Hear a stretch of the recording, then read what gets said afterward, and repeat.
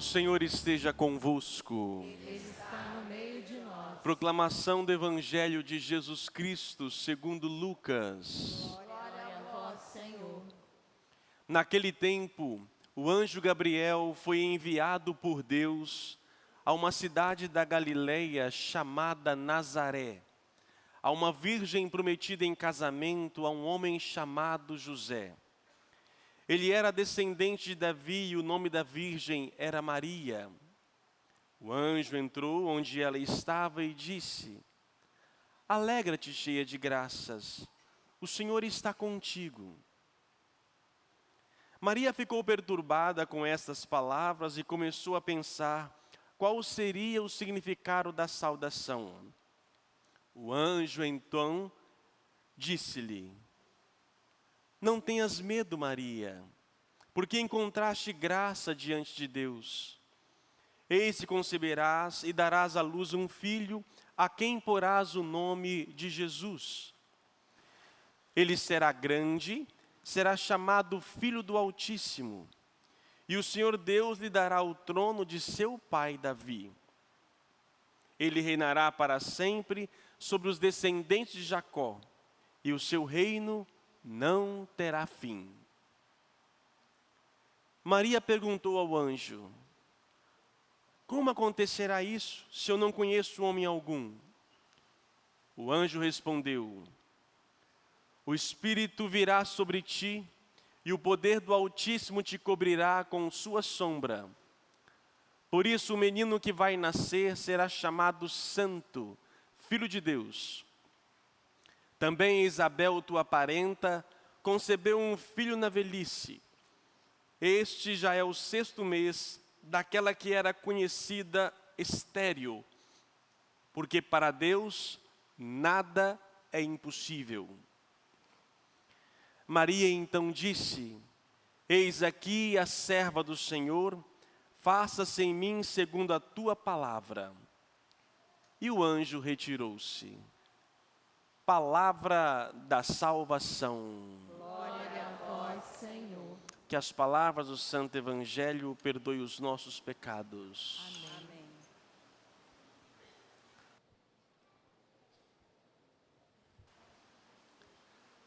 Prezados irmãos, aqui na Igreja Perpétuo Socorro, na Praia da Costa, você que nos acompanha pela Rádio América 91,1 FM, pela Rede TV. Amados irmãos, estamos às portas então de celebrarmos, fazemos memória deste nascimento do Salvador. Hoje também é o 4º domingo do Advento e ao mesmo tempo à tarde celebramos a vigília de Natal. Qual a implicância, qual é a profundidade destes acontecimentos? Eu vou hoje tentar levá-los, a partir da palavra de Deus proclamada hoje mesmo, a buscar entender a profundidade teológica e também de todo o sentido deste acontecimento.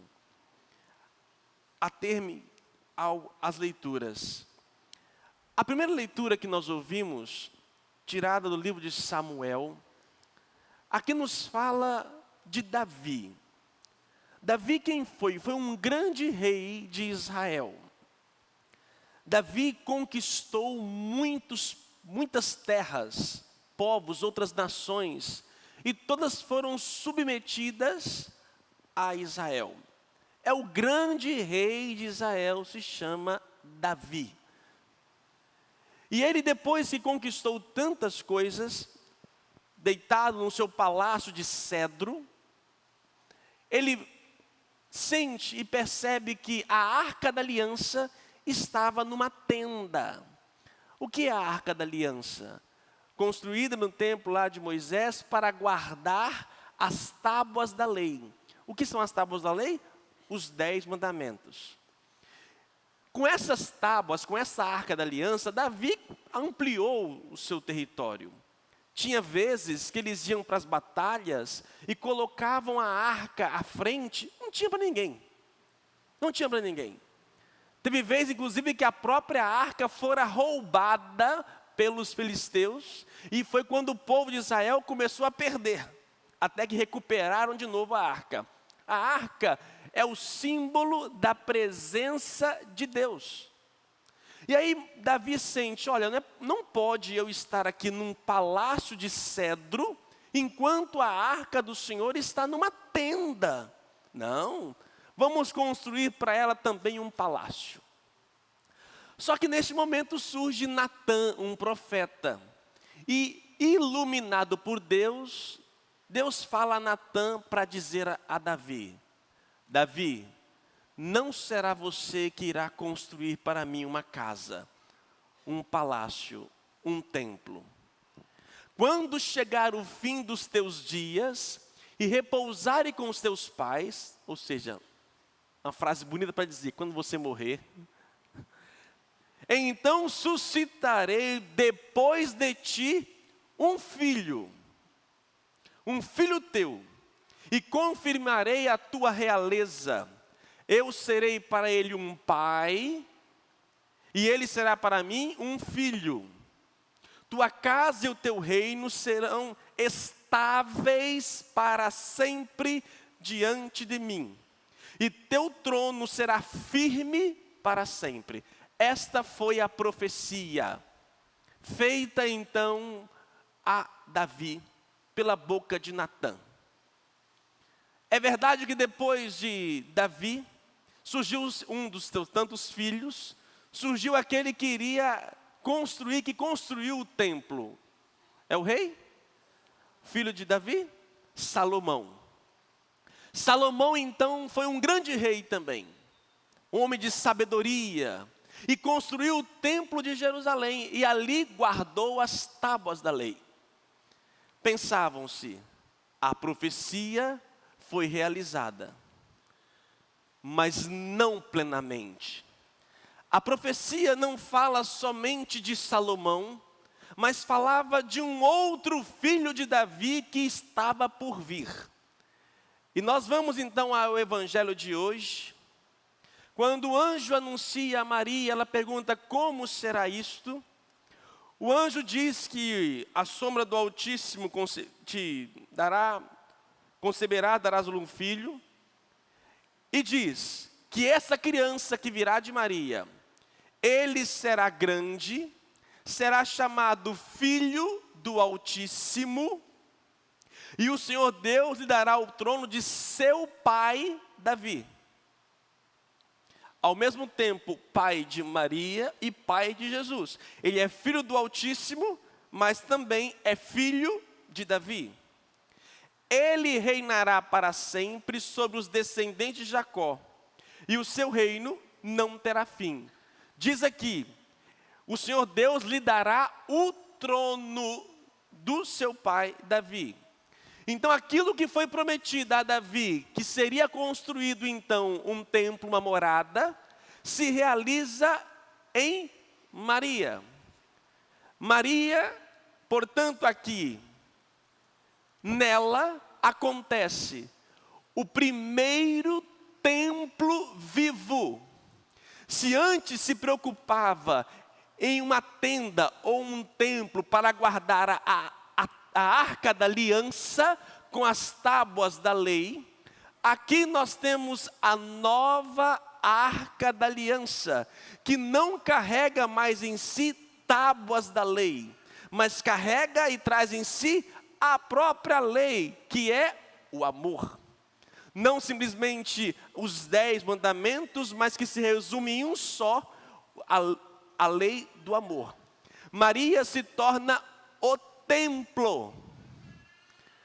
Enquanto Davi queria construir um templo físico para guardar as tábuas, Deus vai além.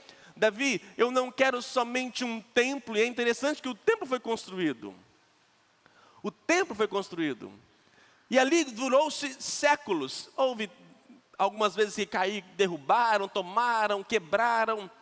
Mas durante séculos aquele templo permaneceu. Até que foi destruído por tudo, por final.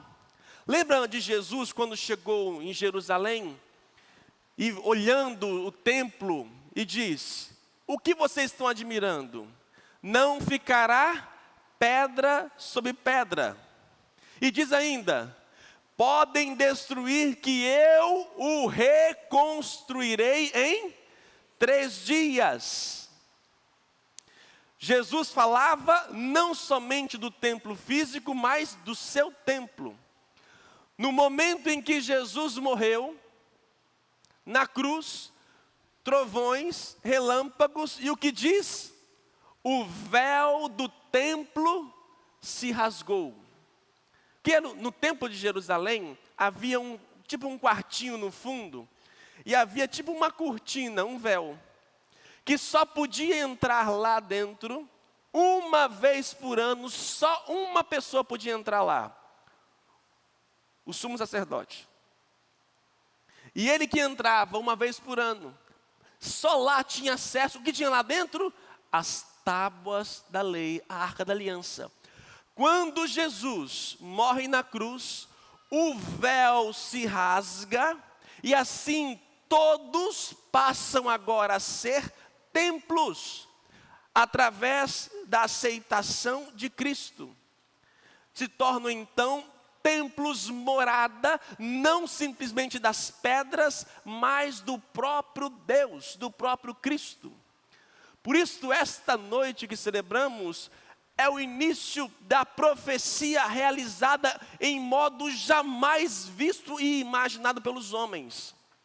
Pensavam-se que Salomão era o filho prometido, mas não, haveria um filho de Davi, mas que também era filho do Altíssimo, e ele iria construir o seu verdadeiro templo, a começar com ela.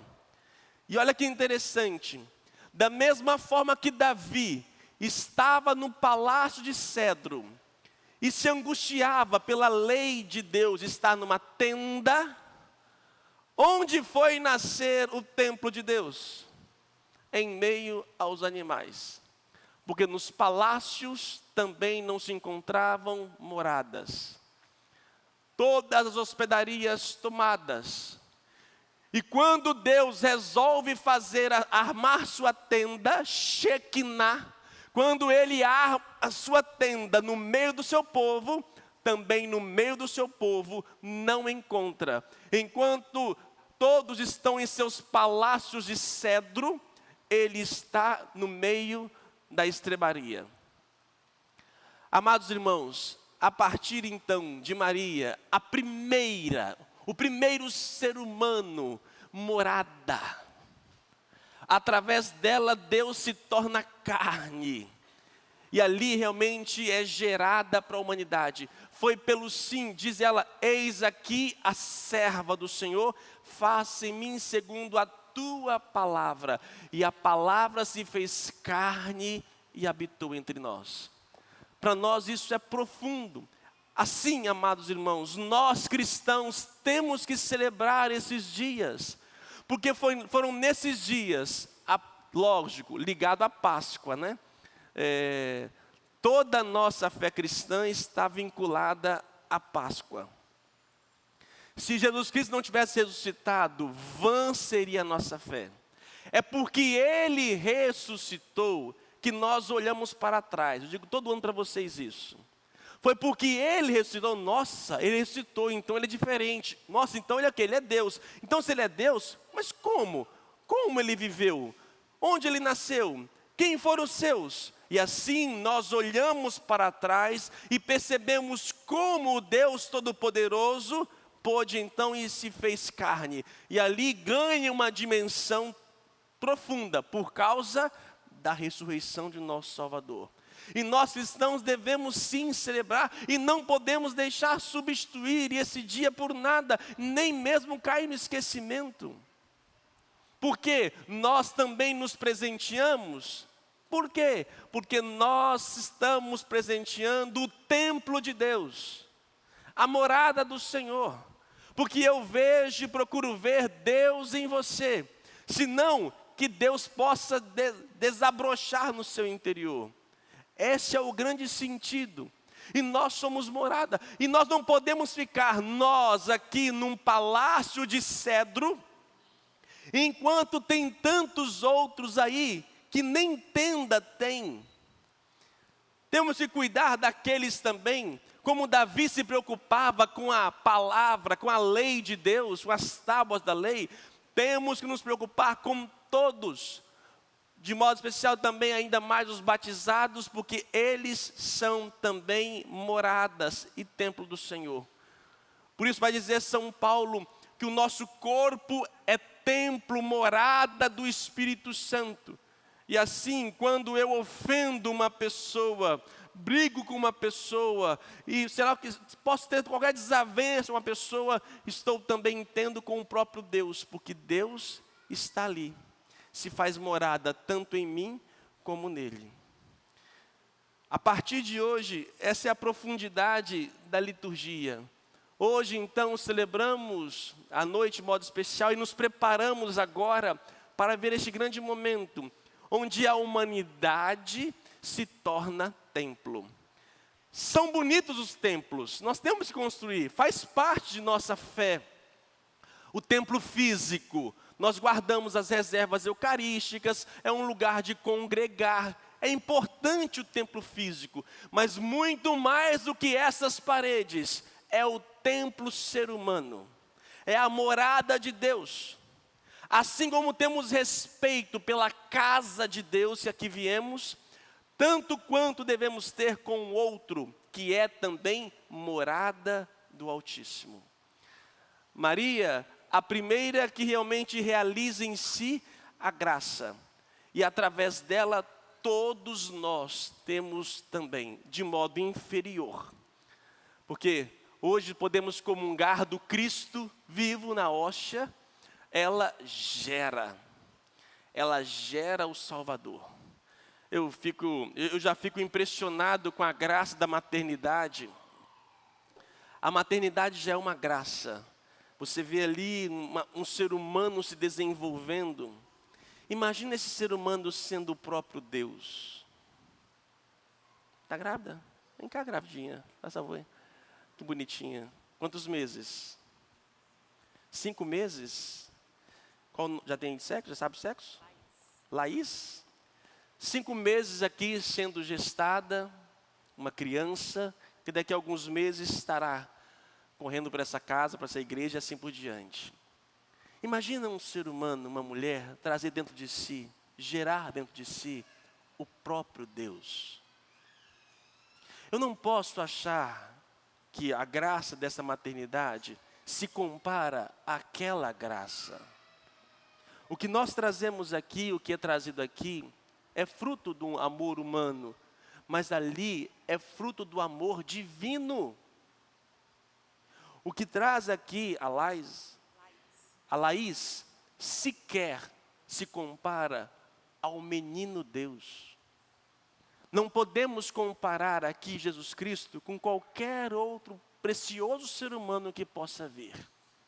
A graça da vida se repete. E nós podemos ter por causa que ela disse o sim. Obrigado, mãe. Deus te abençoe essa gravidez. Que nós possamos, então, sair também dos nossos palácios de cedro e nos preocuparmos com as tendas do Senhor que estão por aí afora. E desde já quero, então, agradecer a vocês que participaram do nosso Natal para todos. Ontem tivemos a graça de distribuir as 400 cestas e presentes para o povo da Terra Vermelha. Tive presente metade do tempo lá com eles na distribuição.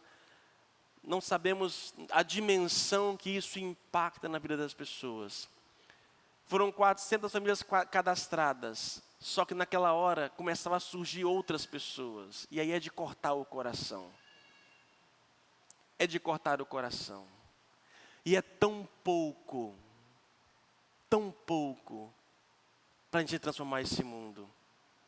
Vamos fazer agora o mês do ano que vem, para a Páscoa, pode se preparar.